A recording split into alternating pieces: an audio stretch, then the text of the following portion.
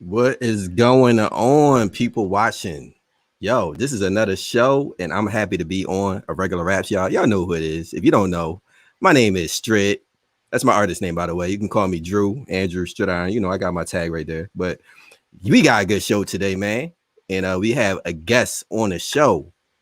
This dude, let me introduce this guest. This dude is a producer, singer, songwriter, musician, performing artist, coach, mentor, and he's been mentoring me, by the way, on how to be a better A&R person for you artists out there, producers out there who's learning how to be better.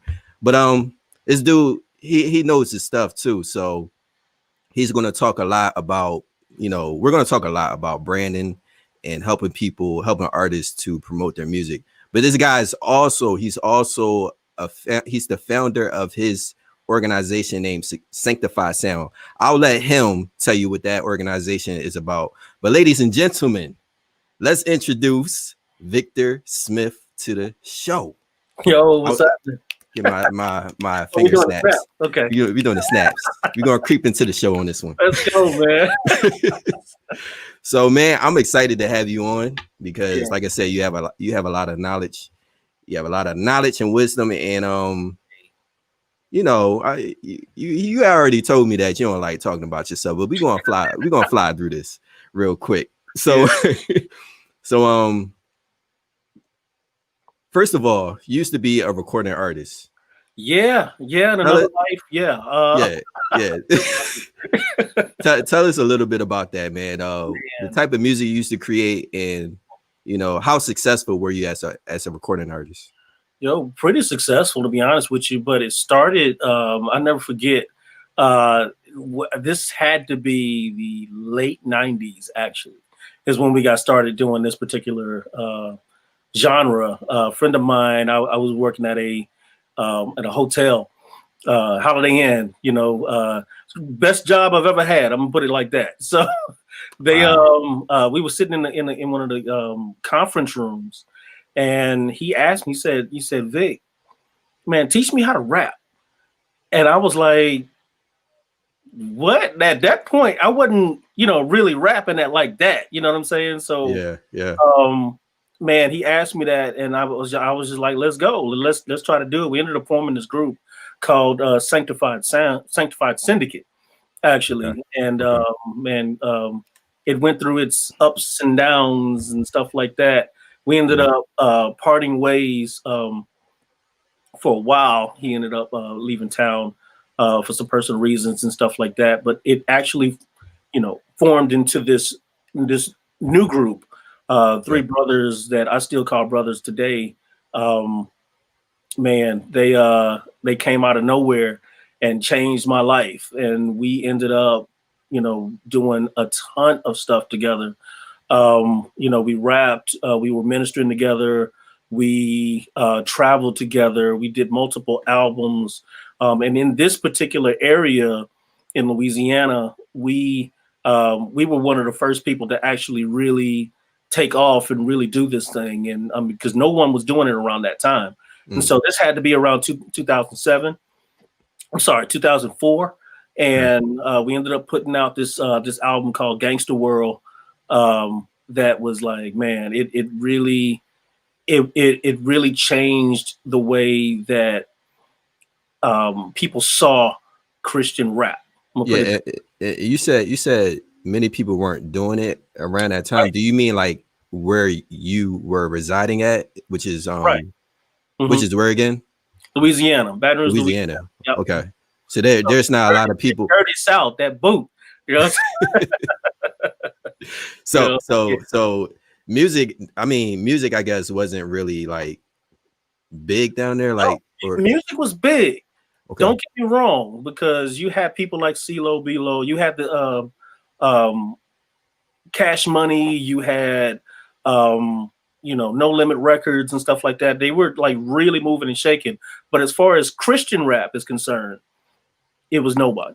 It was very few people, to really kind of get this thing moving and getting it started and stuff like that. So, we just dove out there. We just did it. with no internet, by the way. Okay. So we ended up traveling a ton of places. We ended up headlining concerts and conferences, rapping for about 7,000 of thousands. I'm gonna put it like that. Like some places I know one particular place, 7,000 youth, Mm. and it was like it was crazy. It was crazy to have that type of reaction that we did. Doing multiple conferences over and over again, traveling to different concerts, national artists that are national artists now. We were on stage with way back then. So Mm. we've done it over and over and over and over again. Ended up parting ways for a while, and I started really getting into coaching and mentoring recording artists and everything. And so that's what I've been doing ever since. Okay. It's I just do. artists. Mhm. Yeah, I do want to touch on the mentoring part, and I just want to let people know if you're watching, man. Victor Smith, he has a lot of experience mentoring artists. We're just talking about him being used to be in another time frame. He used to be a recording artist, but you're still a musician though, right? You still Oh, play absolutely. instruments. Yeah. What type of instruments do you play, and who have you played for? Oh, okay. That's a loaded question. Okay. Summarize it. Give us a little brief something. You got an hour. No, no. I play everything but woodwind instruments. That's like flute, Okay. saxophone, and stuff like that. I can play everything else. Um, but I've been on stage with a Micah Stampley, T.D. Jakes, Jonathan Stockstill, Martha Menizzi, Israel Houghton, people of that caliber. William McDowell, I played with him. Hmm. Man, it's almost like a who's who of worship people that have come down here and done concerts and stuff like that. Man, I can't name all off the top of my head, but it's that level of people that I've been behind playing, whether it was conferences, concerts, or whatever. So worship nights, stuff like that. So it's been a long journey and a lot of lessons. That's amazing, man. There's some big people right there you just named. So I do want to talk about mentoring. Since we're going to talk about that more on this show, man, and I know there's artists watching.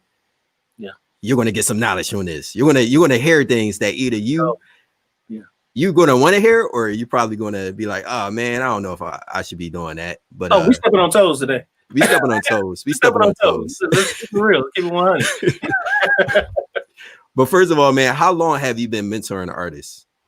Man, I'm gonna be honest with you. That had to be, even when I was rapping and going doing the touring and all of this type of other things, I was mentoring at that stage because anybody that really knows me, I'm not a man that loves the spotlight. I really don't. I love being in the background. I love helping people get to the success that they want to get to. But I had to do that as a leader and show people by example how to do this stuff. So the stuff that I'm teaching is stuff that I've actually done and succeeded at. But it had to be almost 20 years, really getting out there and teaching people how to attack the stage. Listen to what I said, attack the stage. Not just letting it, just whatever happens or whatever.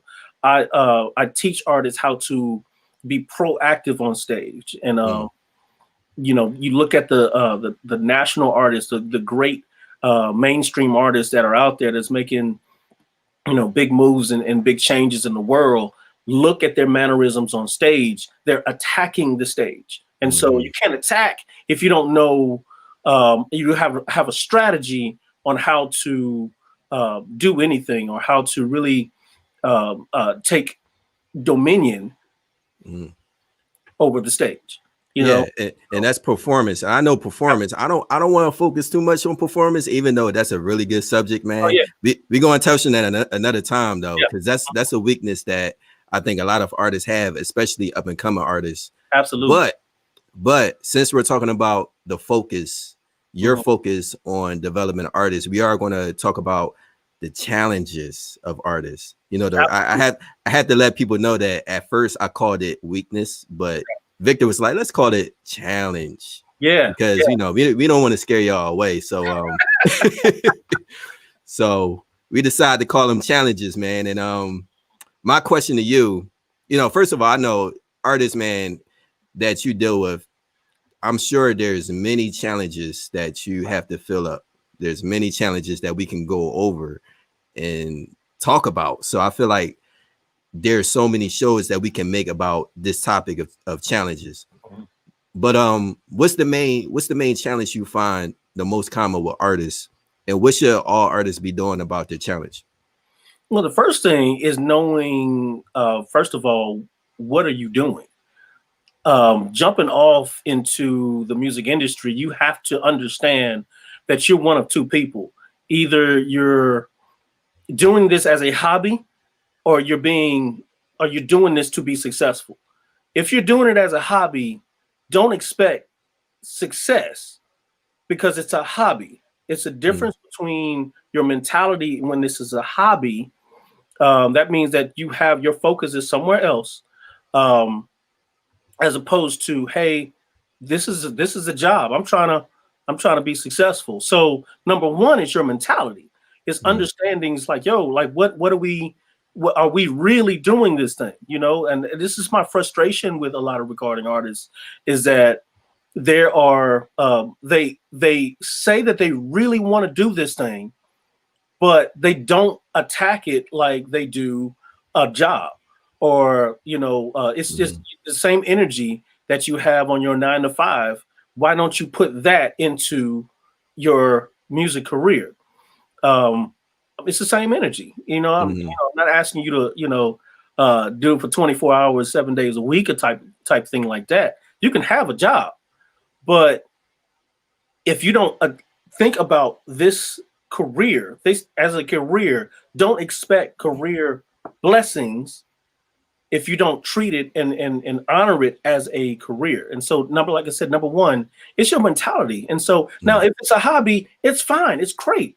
Do your thing, you know, put out what you want to put out at the intervals that you want to do it. But don't look at it and say, why isn't this working? Or why isn't, you know, this getting any traction? It's because you're not doing the work. Yeah. Do you feel like a lot of people, well, why do you feel like a lot of people treat it more like a hobby and not a job? Do you think it's laziness or? No, it's not laziness. It's fear. Fear. Okay. Yep. Wow. That's big. That's huge. It's fear of failure. Fear of failure. Yep. Not success, but failure. Yeah. No. Yeah. Not. It's fear of failure. Of failure. Well, it's you have to look at it too as a mentality of you. We've been taught that music is not something that is a viable career. You know, we haven't seen the people on a regular basis. I'm talking about a regular basis, become successful in music. That's what we've been taught. But if we actually open our eyes, there are hundreds of thousands of people right now that we don't see that are living great lives just doing music. There are many ways that you can actually really become successful, and we're trying to focus specifically on the Beyoncés, the huge artists that are, you know, the 0.1 percenters. I'm gonna put it that way. Yeah. That's what the media shows you, and so we're trying to get to that level, which that is very hard if you don't take it completely seriously. The same energy that they used, you have to use that same energy to get to that level.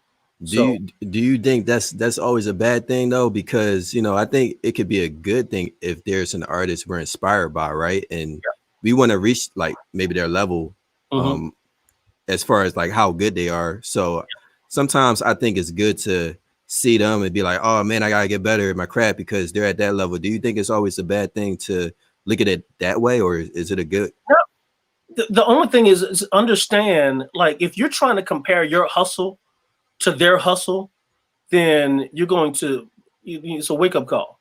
You know, Mm-hmm. 'Cause this is the thing, is that we're trying to do what we're doing in our specific lives and stuff like that. And I understand, hey, we got to work. You know, we got to go to Walmart in the morning and be a manager. You know, we got to go to the gas station and whatever. We got to teach. We got to work in the ministry or whatever. But we can't expect to get to that level of success if we don't jump. Jump. If we don't Mm-hmm. jump. Everybody that was successful, they jumped. Which means taking the risks. They took the risk. Steve Harvey talks about it a lot. You've got to jump and make this a priority. Turn your hobby into a job is the first thing. I'm not telling you to quit your job. What I'm saying is think of this particular career the same way you think about your 9 to 5. Mm-hmm. Put the work in. I'm not, we're going to talk about this in a minute, as far as when we mm-hmm. practice or when we prepare, we don't take it seriously. Mm-hmm. Think about it. When you're on your job, with certain jobs, can you be on your phone? Can you check social media? You know what I'm saying? Like, can you, take breaks whenever you want to, or you have to mentally be all in for a specific number of hours. Yeah. So hobby, you can do whatever you want to do. You know what mm-hmm. I'm saying? You don't have to set any goals. You could have minor goals. If you miss your goals, then you know what I'm saying? You could just set another goal. But yeah, if this is your job, if you miss your goal, there's consequences. Yeah, you know and so, that makes perfect sense. I mean, to me, I see it. It takes a lot of discipline to have that mindset, because with music, you don't have with music, you don't have anybody over your shoulder telling you, oh, you need to get this done, this time frame. It's all on you, right? Unless you're like in a record label, then you have more of a time frame. Not necessarily. It's two things. Yes, you can have a record label, but this is what I teach recording artists. You still have to work. Yeah. Because we got to understand that our career, God gave that to us. They didn't give it to the label. They gave it to us. And so if it doesn't succeed, that's not the label's fault. That's your fault, because that's your baby that you put in a nanny's hand and said, hey, raise my baby. It's your baby. God gave it to you. It's on you to make sure that your career goes to whatever level that it needs to go to.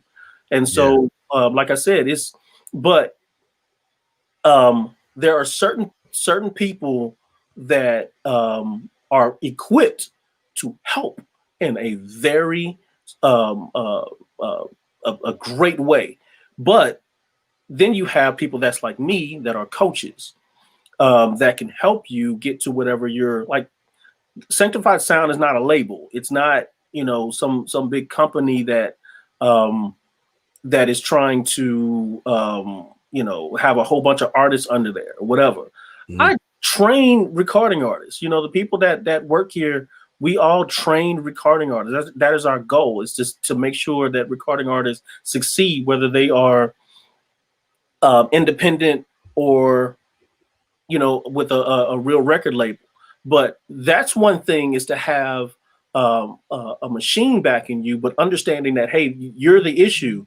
The other thing is not having accountability. Mm-hmm. And that's huge. That's huge. Yeah. If you don't have somebody keeping you accountable, you want to set some goals and say, hey, I want to put this out a certain day, and you're trying to keep yourself accountable. When has that ever worked? You know what I'm saying? Like, the Bible talks about iron sharpens iron, right? Mm-hmm. So one man cotton sharpens another. So you've got to have somebody keeping you accountable to help you to stay on track. We cannot trust ourselves. We cannot trust ourselves. Yeah. I think if record labels, especially Christian record labels, if they work that way, it would be better for the artists. Yeah, you're right. But we've got to understand what a record label really is. It's an investment firm. It's a business, right? It's a business. It's an investment firm. They're trying to invest in you. They're putting money into you to get a return on their investment. Mm-hmm. We're going to talk about flipping money later on too, but Mhm. I want to talk about like one weakness in particular, but also people watching. If you can think of weaknesses that maybe you want us to talk about, maybe in the future, just drop it in the comment, and I'll hold on to that because I know there's artists watching, and maybe you have a weakness yourself, or maybe you know people who have weaknesses, and maybe it's just a good topic that to get better understanding of how you can overcome and practice that weakness. So Right. there's some weaknesses that I've discovered. Like you have this organization marketing your music, performing on stage, poor at remembering your lyrics, lacking a sense of humility. Yeah. I think a lot of artists are humble nowadays. Yeah. I'm gonna say also not being consistent, but the weakness we're going to focus on right now, which is all, it also goes hand in hand with marketing your music. But the weakness we're going to talk about first is branding your music. Yeah. So branding the music that you just released, and even before you release your music, branding your music. So what is branding, and why is it important? Some people may not understand what branding is. What is branding? Simply put, if we just look up the word brand in Webster's dictionary, it talks about it's a name that people can trust. So we look at Sony TVs, we look at Marvel movies, we look at whatever type of refrigerator or whatever, vacuum cleaner, piano, keyboard, bass or whatever. The name that is attached to it that is very successful, we trust it. You look at let's bring this to an artist standpoint. Let's say Fred Hammond. Yeah. Fred Hammond is a name that you can trust. He's not going to put out garbage, and so you're not necessarily going to have to really check his music to see if it's quality. It is because he built his brand. It's Mm-hmm. that, and that's what the what a brand is. It's just a name that you can trust, and so you have to that has to be built. That doesn't happen overnight. Um, it takes a while to build a brand or a name that everybody can trust. Mm. It takes a while to get there, and you have to be consistent. You have to make sure that it all flows seamlessly together. Yeah. One can't be, let's say, artistic, that has different. I don't know. I'm not a graphic designer, but it just has different, like, let's say it's just wiry, it looks crazy or whatever. But then turn around and you're sitting in a business suit. You know what I'm saying? You got money around you. It's like, wait, hold up. Yeah. You didn't kind of switched up your look. You know what I'm saying? And it's like, yo, like, so can I trust this now? If you're all over the place, and I'm an artist and I'm looking at it. If you're all over the place, then how is your music going to be consistent? And so you have to be consistent across your platforms and your look, even on stage, and how you present yourself, interviews, how you how you talk to people, how you your mannerisms on stage. If it's not consistent, if Mm. it's not consistent, like Dietrich Hatton, for the folks that know him, he's Dietrich everywhere. You know what I'm saying? He's not Yeah. going to switch it up from one point to the next, to the next, to the next. Donnie McClurkin, he's Donnie McClurkin everywhere, right? Mm-hmm. And so if even in his music, you can tell he is who he is. But it took a while for him to get to another a status of where people can go and just look and just say, "Hey, Donnie, then dropped a project, and I need to go get it." Yeah. And Yeah. instead of, man, I want to check it out, make sure it's good. It's like, no, I need to get that. So branding, man, branding, like consistency and branding, that goes hand in hand. It makes me think about what I have too as a brand, Irregular Raps, right? Mhm. So I Yeah. was actually observing like what I have on the screen right here.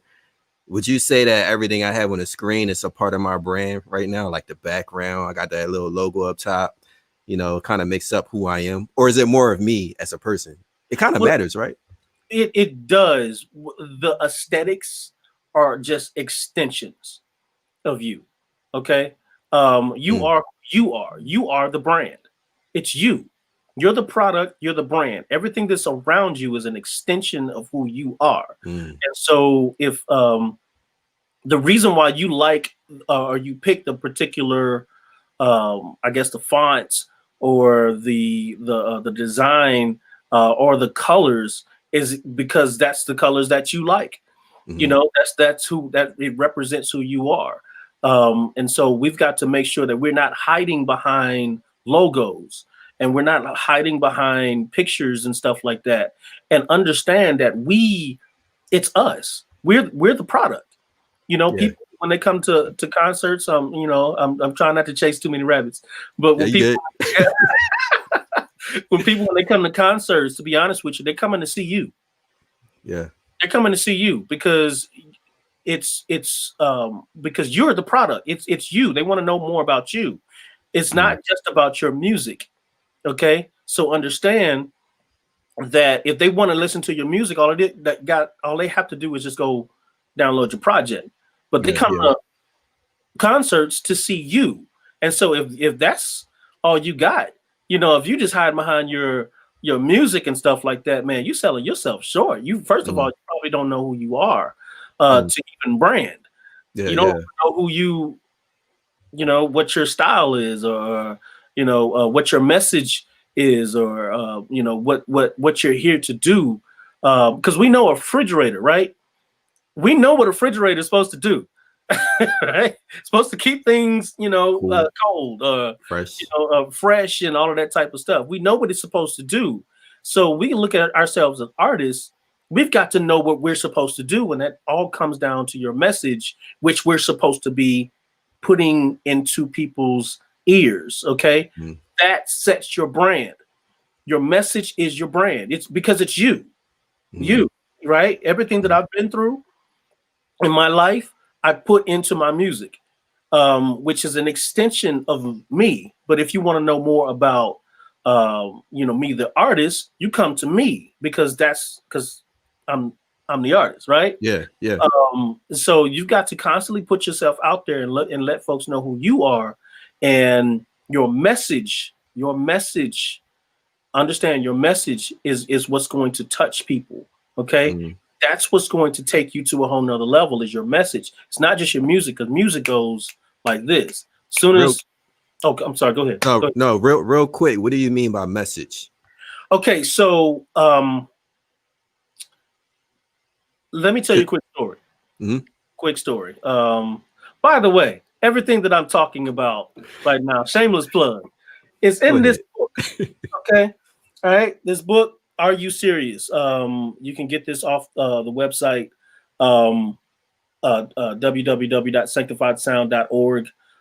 It's in this book. The story that I'm literally about to tell you is particularly in this book. And we talk about a message. We're talking about a cause, or what are we here? Because everybody here is here for a specific reason. Our music is just a bed for us to get a message, some kind of message out. Okay, think about Kanye West for a second. In the middle of his concerts, he goes off into a tangent for about an hour, delivering his message because his music drew you in for him to talk about whatever he needs to talk about. Just for an example, it's the same way with Lecrae. We give a specific message that is an overlying theme, and this is what your message is an overlying theme for this particular point in your life right now. It's an overlying theme. Okay, so and I'm talking about a theme music or whatever. But there's this guy. His name is I Am Moshe. Okay, Mushu or something like that. He's on YouTube. You can look him up. He actually writes songs about cats. Okay, he wrote this is years ago. He wrote songs about his cat. He loved his cat. He was talking about catnip and how it made his cat feel or whatever. He talked about brushing his cat. He's wrote songs and videos Wow. about this type of stuff. He was Wow. in the bathtub with his cat. He got shorts on, but he was washing his cat and talking about give your cat a bath. Right? It was kind of crazy. but he just wanted to write about his cat. That's he Yeah. just purely for the love of his cat. That I mean, and he was consistent. I mean, he's consistent with that, right? And that's what makes his brand. Yeah, As weird as that could be, yeah, that's what makes him. yeah. This is what's deep. Is Yeah. that he actually certain people heard him, like animal shelter had heard about him, Wow. and they contacted him about writing a song specifically dealing with adopting animals. Mm. He already had an an audience, because he had, people love cats, right? Mm. Well, not everybody, but Certain people. certain people love Yeah. cats. They're like internet gold, right? But they contacted him about writing a song about adopting animals, and so he actually did the song. They contacted him. He just was who he was, consistently doing his thing. And so they contacted him and said, hey, we could really use some help. They couldn't reach an audience like he could. Mm. They're not recording artists. And a lot of times we've got to understand that what we do is very valuable to other companies, Yeah. okay, to other organizations and stuff like that. And so he wrote a theme song for this particular company or whatever, this animal shelter. This dude ended up on TV. He ended up, just being the face of, pet adoption at the time, all from just the love of his cat. So we all have a specific message. We all have something that God has done for us. Yeah. And it's not just our transition into Christianity. It's not just that. Some people have dodged bullets, literally. Some people have walked away from crashes that they could have died from. Some people have, been healed from illnesses and sicknesses that were terminal, and God brought you back, and God saved you from those. Not just to say, "Hey, God did that," and "Hey, let me go get a sandwich." No. That's something that God wants you to really put out there. That because there are certain people that are dealing with those illnesses. There are certain people that are dealing with those job abuse, those domestic violence, and all that type of stuff. There are people dealing with that right now, and the fact that you survived it, you can give them hope. Yeah, you can give them hope to say, "Hey, yo, I did it." Mm-hmm. I want to, yeah, that's good right there. And I want to go back. I want to stick on Brandon real quick. And man, it was something that was on my mind. I wanted to go back to what you said, but it's not on my mind right now. Hopefully, it'll come back later. But there's different things that, like the message, that's important. Being consistent is important. And since we're talking about this, I'll try to go back and recap some of the things that we talked about in the past, for you people who missed it. And by the way, I'm gonna repost some of the show later on after the show is over, so you guys can watch it later. But just to recap what Brandon is, this is what I got, man. Brandon is anything that defines or represents you. Mm-hmm. So, it's anything that represents you, and you have to be consistent. So with that, I think some artists may think that, accessories like t-shirts, pins, hats, so things that go along with your music helps to brand your music. Now let's back this up, because look at the last word that's there. It's you. Anything that defines or represents you, but you've got to understand who you are before you could define yourself or represent yourself. A lot of people are just representing whatever they see or what they think is cool, and not understanding who they are. Mm-hmm. And that's why they're not getting a lot of success, because they're not authentically being them. Okay. Yeah, got that. So for music, I think music is what artists are really struggling with as far as like branding themselves, like branding their music and getting their music out. And I think for a lot of, I'm gonna say a lot of independent artists struggle with, just pushing their music. So what steps do you think artists should take to I'm gonna say before, first of all, let me ask this because we didn't go over this. Is there a difference between branding and marketing your music, first of all? Absolutely. Branding is finding out what specific, like if utilizing that definition, is anything that represents who you are. It's just a Yeah. representation. Um, but marketing is putting it in people's faces. Like this particular jacket here, Okay. this comes from my clothing line, Sanctified Savage Apparel. It's one thing to have the brand that's there. It's another thing for me to actually market it and put it in people's faces, knowing it's available.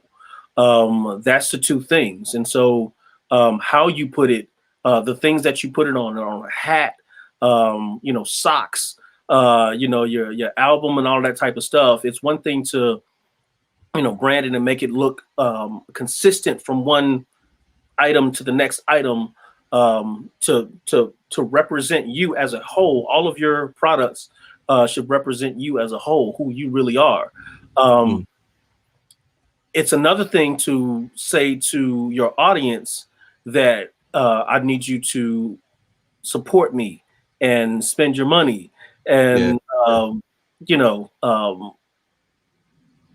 help to help out and stuff like that. So that's the two different mentalities. That's the difference between just having a brand and marketing your brand. If I could put Yeah. it. So Yeah. So what steps should we take? I mean, being consistent, but what steps do you think we should take before the music is out? What steps should we take to brand our music? so everything starts with your message. What Okay. what you are talking about. What are you talking about? Your message tells you where to go. So if you're in your rap, you're talking about. I love this rapper is NF. I don't know if Yeah. you've heard who he is, Yeah. but he's huge. But if you listen to his music, he talks about mental, what is it? Mental health, because he dealt with that. His mother left him. His mother died, OD'd on drugs. He wrote a song about that called "Why would you leave us? Why did you leave us?" or something like that. Yeah. And but in his music, he talks about mental health. Where do you think he should go? Like you mean like where as far as like demographically, like Who's dealing with him mental health? Like what organizations are dealing with organize it? Oh, like uh man, go ahead and say it because I can't okay. hear you. So there are certain organizations that like that's what they do is they have a whole bunch of people that come to them that have mental health issues and stuff You like mean that. like suicidal? Suicidal issues and stuff Yeah, like yeah. that. Domestic violence, all of that type of stuff.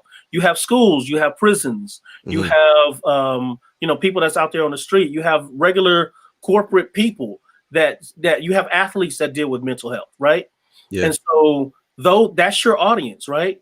And so that's the people that you should be putting your music in front of. That's your audience. It's not rocket science to find your audience because you are your audience. I'm trying to go back to remember your exact question, but understand this. Chasing rabbits. But no, but you are your audience. Understand, you are your Yeah. audience. I want to backtrack to what you Okay. said, message, because you did that was well. The question was, what steps should we take? And you said it starts with the message. Okay. What I want to do is, yeah, I want to kind of elaborate on that a little more with the music because I'm actually going to talk about this album that somebody put out, and I think he did a good job as far as promoting his music before his album was released. And Mhm. it was cool the way his message came across before his release.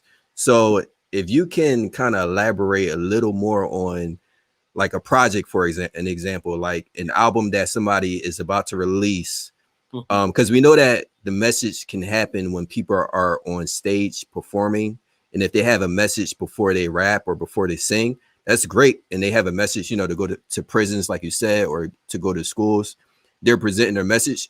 But what steps can you take to present your message before the release, like on social media or people in person? There's many ways that you can do that. To be honest with you, there's people that do promotional tours. There's people that go and do outreaches, and they do pre-order type deals. They Yeah. put up posts on social media. Notice I use social media before thing. Like, uh, that's people's primary, and that ain't Yeah. it. Okay. Any executive will tell you that. But I mean, there's many ways that you can do it. The thing that people are not doing is hitting the road. Mm, They're not on the streets doing what has always been successful.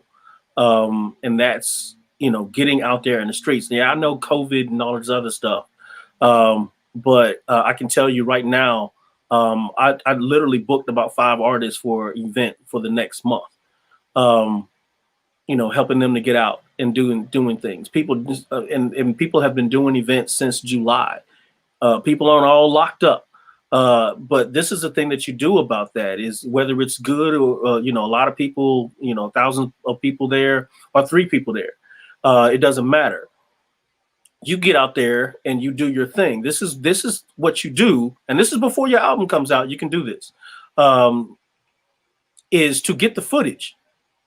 You videotape yourself doing things, action, and then you put that stuff on social media. Okay, so you're killing 2 birds with one stone. You're promoting for your album, and then in front of people, and then you are promoting for your album online. Think about recording artists that are huge nowadays.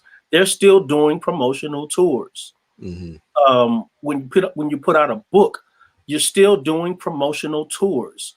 I can't stress that enough. You got to get out of the house.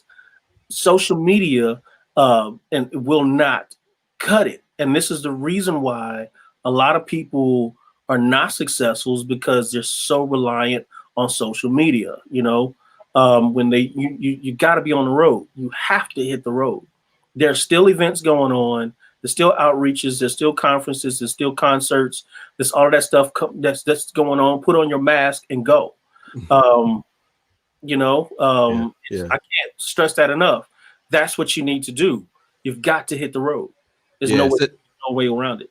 Yeah. Since we're talking about this, I want to take a quick little, I don't know if you want to call this a break, but I want to talk about this dude's album. And I think he did a good job as far as promoting his music, because I'm going to explain. First of all, this is Brody Da Vinci from Ratchet Ready Production. Mm-hmm. And he just released an album named Harmony. So you see the cover art. Yep. Very interesting cover art. Very graphic, glitchy. Mm-hmm. Got the song names. And what I also like is that he promoted like each song. So he put a clip, he put an artwork of each song on his social media page. Real quick, let me talk about that. Yeah. That last graphic that you just put up. Notice how he is portrayed on each one of those.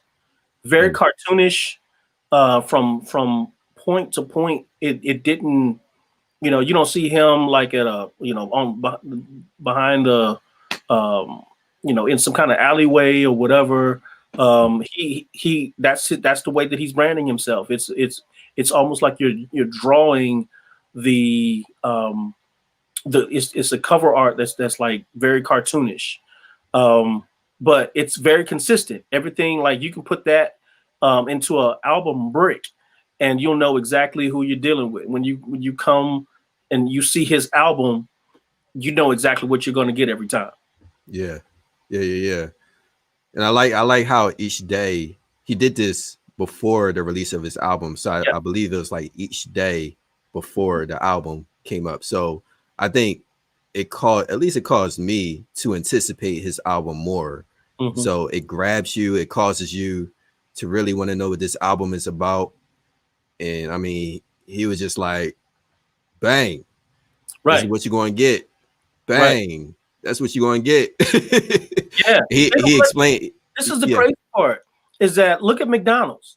McDonald's still has commercials, and they don't care how Always. many times they gonna throw that in front of your face. Yeah. They don't care. Nonstop. But and it's been like that for years. So the aggressive people finish first. Don't miss that. Yeah. You got to be aggressive.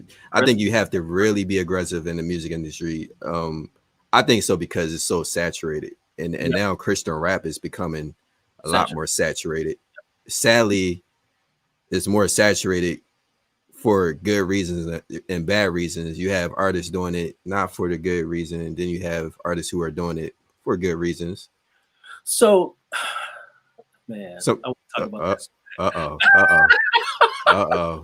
I'm not gonna do it. Try not to go down this rabbit hole, man. We're gonna save that topic. That's a topic for the future, man. We're gonna save that topic. Go back and talk about that. That's a whole can of worms right there. Let's talk about something that can be sensitive, man, because we're talking about branding, we're talking about marketing. I think it's only right to talk about money, flipping money. Some people may not know what flipping money is. People do. But I'm gonna leave it in your hands, man. What is flipping money when it comes to music? But first of all, I want to say that, I just want to encourage people not to look at money as something evil.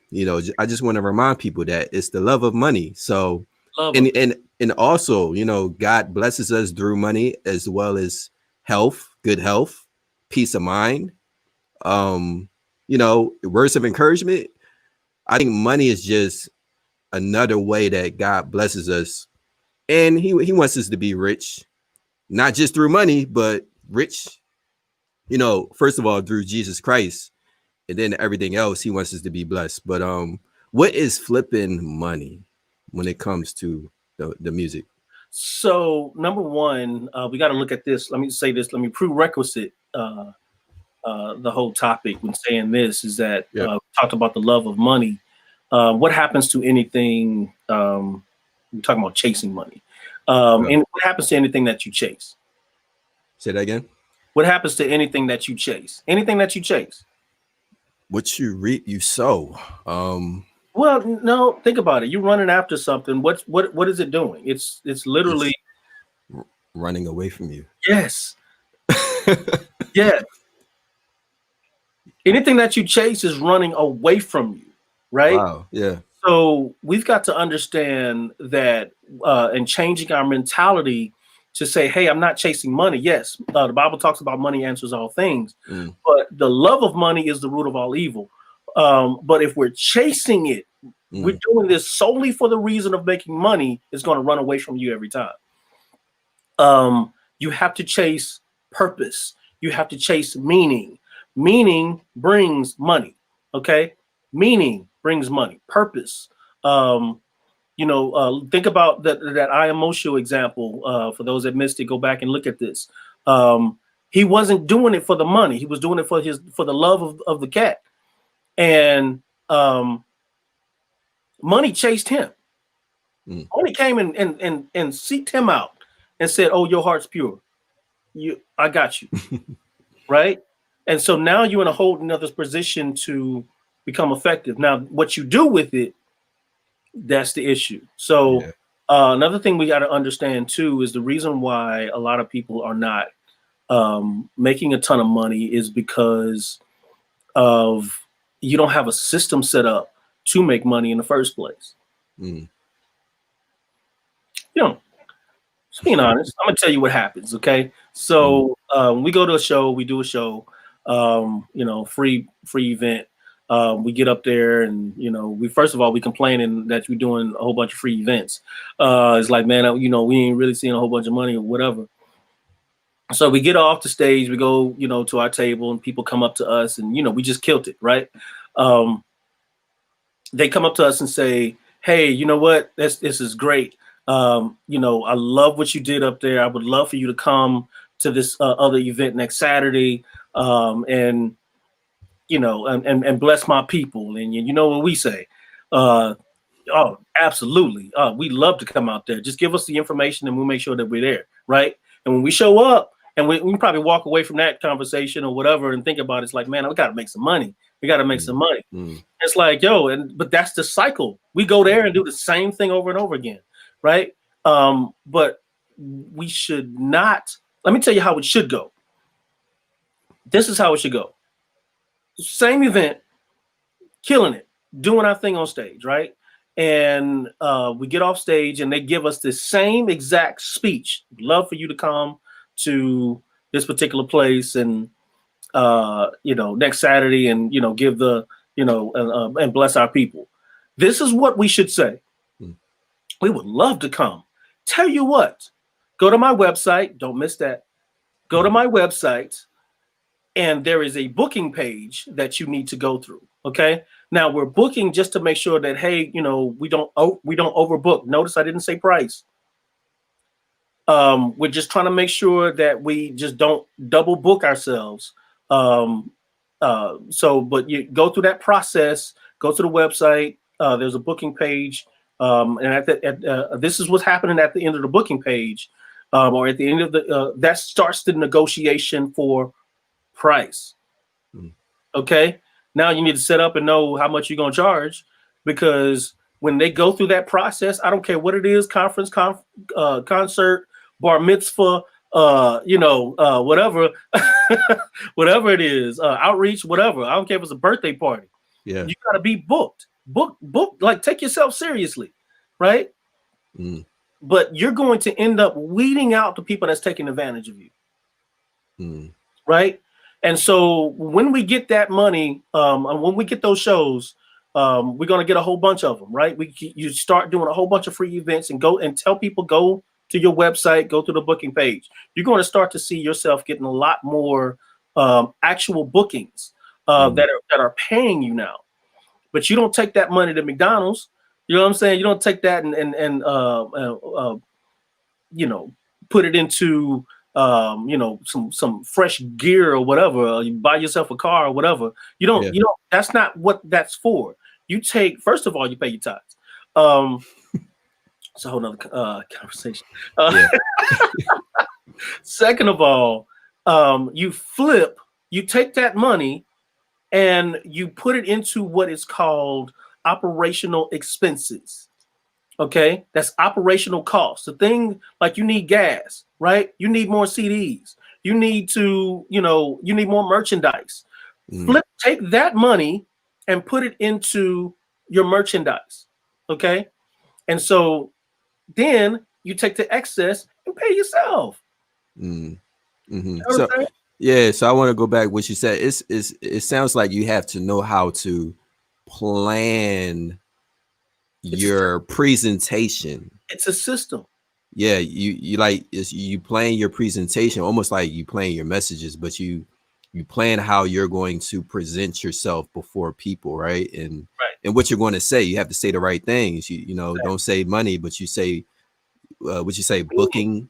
Yeah, you go to your go to the booking page. Yeah, booking page. You have to go through the process. You know what I'm saying? And because while they're going through the process, they're looking at you and saying, "Oh, he's serious.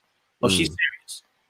And that changes their mentality of, "Oh, I might need to start paying them." This is what happened to one of the artists that I dealt with that actually did that. When they actually showed up to the paid event, the people, it was just her. She was a secretary. She was negotiating as her secretary, not as the artist, but as the artist secretary. You can't see each other on email. So when she ended up going to the place, they were actually looking for an entourage.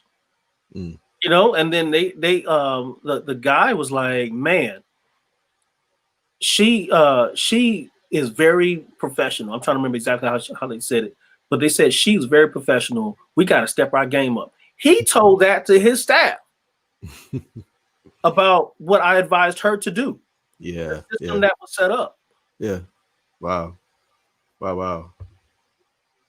Could that hurt you though? Like having somebody present I don't know, for you instead of you presenting for yourself? What do you mean? Like if you have, because you said the assistant, it was almost like she was better at present. Well, she was good at presenting for him, right? No, she was her representation. It Oh, was okay, okay, okay. it was her. Like so, at the end of the booking, you're it's and you don't have to. Some people put the price there. You don't have to put the price there, but that starts a negotiation. That starts a back and forth email to say, hey, let's say I'm the artist, but I'm representing myself. Yeah, And so I'm sitting down and behind that email, um, looking at that email, and I'm saying, "Hey, Mr. Smith would like such and such. This is the price of such and such for us coming out. This is what we're going to need, and will this be available?" Right? They don't have to know that that's me. yeah, yeah, You know what I'm saying? So, but if you have that type of representation, some people are married. Some people yeah. have their spouse do that particular part for them. But if you're just you still have to present yourself as being professional. This is the Yeah. reason why a lot of people are not getting paid. It's not the event coordinator's fault. It's yours. Yeah, let's go to like recording the music, because we spend money on like mixing and mastering as Mhm. recording artists. We spend money on the artwork sometimes, Yeah. unless you're operational stuff. So would you say like you really have to look at that stuff too when you're, I mean, because we're putting so much work into our music and we're putting sometimes so much money. So how important is that, like looking at the stuff we pay in terms of like making money from the stuff that we pay? Like, is that a big issue? Yeah. No, that's huge because you Yeah. got to live within your means. You can't I mean, if you don't have the money to get certain things, which a lot of things are very inexpensive nowadays. People are going through different services to get graphics done. You notice how people aren't buying CDs anymore. Yeah. uh, it's just streaming music. But it's all a part of your operational cost. If you don't live within your means, you're going to fail. Mm. The money is the blood, it's the lifeblood of any organization. It's your funds. It's got to be moving. Like look at I don't know if you know this particular sea. This is like a body of water. It's called the Dead Sea, Mm. where water just flows in. It doesn't go anywhere. It just flows in, right? And it's so congested there that you can literally almost walk on that water, Mm. um, because it's so congested. It's not Yeah. moving. Okay, Yeah. it's not fresh water. You look at some other bodies of water that's moving, and I'm equating this to money. You've got to have money coming in and going out, coming in and going out, because it's a tool. It's used for something. We hoard it. You're not really Yeah. going So with it. So, yeah. but you've got to understand that, hey, you've got to make sure, number one, plan what you need your money for. Like, Mhm. what are you trying to buy? What are you trying to purchase? You don't need a lot of stuff at this particular stage in your career. I don't, whatever stage that you're in, especially if you're starting off, you don't need a ton of money. Okay. Yeah. You do need money. Okay. But you don't need a ton of it to get everything done. Let's say, for instance, um, there's so many places that you can get your music done for, um, not a lot of money. Okay. Mm. Every you pass 30 studios, uh, anytime that you're going to the grocery store, they're everywhere. I mean, everybody's doing music now, right? And Yeah. everybody's trying to be put on. Or even if you have your own studio, right? So let's say if you have your own studio, that's a cost X'd off right there. You can get your own stuff done. As far as graphics are concerned, there's certain services online that can actually get it to you for a fraction of a cost than some other company is trying to give you. So that's another thing. People aren't buying CDs anymore. So why are you pressing up CDs, right? Mm-hmm. What's the point? Mm-hmm. Now, understand that this is a whole nother topic. I'm just going to say this, Yeah. but understand that your music needs to be attached to something. Okay, it needs to be attached to something. Music is designed to be attached to something. Okay, that is a topic for another day. This is the reason why I'm trying to tell you, if it's not CDs, there are other ways to get your music tangibly in Man. somebody's hands. Okay, that's the way that you move it. Because if Mm-hmm. 9 times out of 10 you tell people that your music's on iTunes or whatever, you think they come? Are they gonna buy it? You got to have chase people down to download your, outside of your friends, your family, your co-workers and church members and stuff like that. They're going to support you regardless. I'm talking about the people after that. Yeah, yeah. It seems a lot harder. I don't know nowadays because, like you said, people aren't buying CDs. It's more digital, and still people aren't buying the digital stuff. A lot of people are stealing music. But so yeah. So man, we are out of time, man, and I want to stick to this time. And I do want to go to this other subject as far as like marketing, because I feel like, we didn't touch on like, how to chase people down fully, and what other stuff you can put your music on to give, to sell your music. I know one of the sources is putting your music on thumb drives. That's a creative way. Yep. Like when you're performing and sell it that way. Yep. So there's other ways. And another thing about marketing your music, we talked about this before, was you have to be creative in marketing your music. And you have to, I mean, you told me before, man, we have to, just as much as we create our music, put the work in creating our music, we have to put that much work or more work in marketing our music. What's crazy is 80-20. It's creating your music is 20%. 80% of your time should be getting it out there to your audience. Yeah. We switch that around. We spend 80% of our time in the studio, and 20% trying to get it done. And we're wondering, and what gets me is like, man, you just put an album out and you back in the studio? Like it didn't work? You know, the mindset is different nowadays, man. Right. I think because the times we live in now, we want things so fast that we want to get our music out so fast. We put out a single, we want to put something else out. And I think the mindset for a lot of artists is, the more stuff I put out, the more people are going to find me because I got more stuff out. I think sometimes the mindset can be that. But that's actually a great mindset to have, because the music is so saturated. It's out of sight, out of mind. Mm-hmm. The moment you are gone, there's many people that's replacing you, like right there. Like, think about this. When have you seen Usher and Justin Timberlake out at the same time? Hold up. Say that again. When have you seen Usher and Justin Timberlake out at the same time? The exact same time. They do the same exact music. Yeah.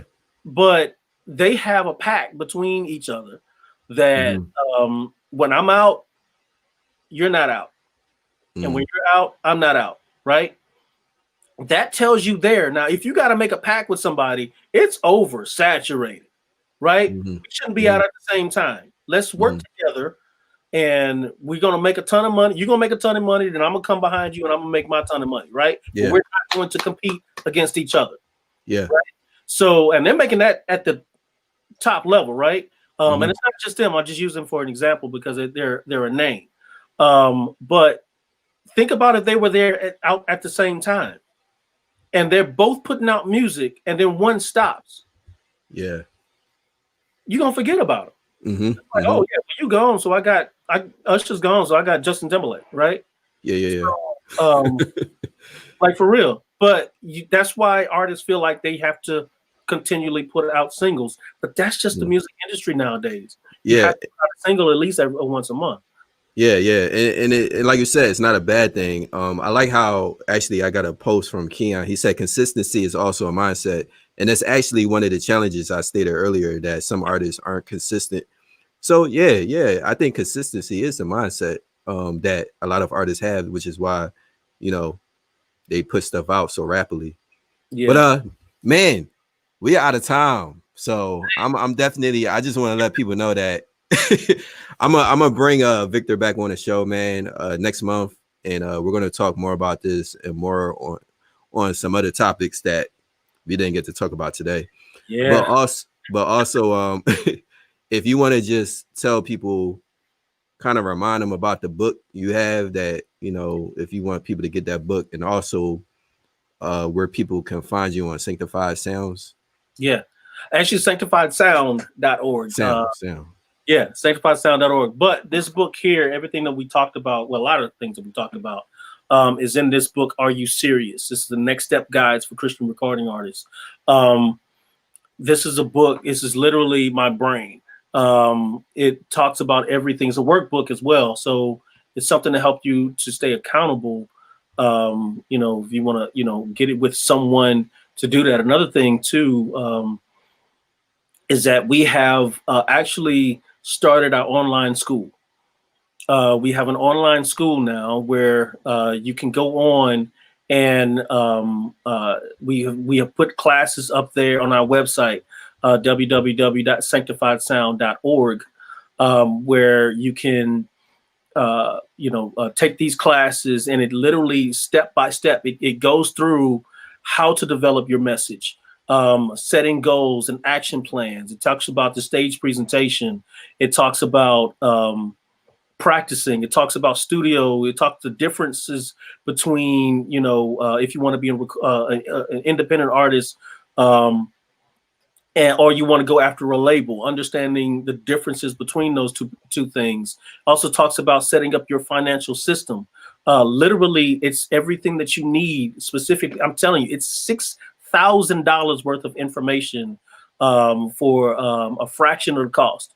I promise you, we're not trying to bust your pockets, but you can go on www.sanctifiedsound.org. I'm scared of the price that it's at, to be honest with you. We got to get this stuff out to these people, to these artists, and so we can all go to the next level. www.sanctifiedsound.org. But that's everything that we do. If you need some coaching, you need a mentor for your career, you need some kind of accountability, please reach out to us. We are willing and able to help you out. Cool, man. Well, I'm glad to actually hear about the school that you have now, and yeah, I'm excited about all the stuff that we're going to be talking about on this show, and I'm glad to have you on today, man. Thank you, people, for watching the show. Anything else you want to say?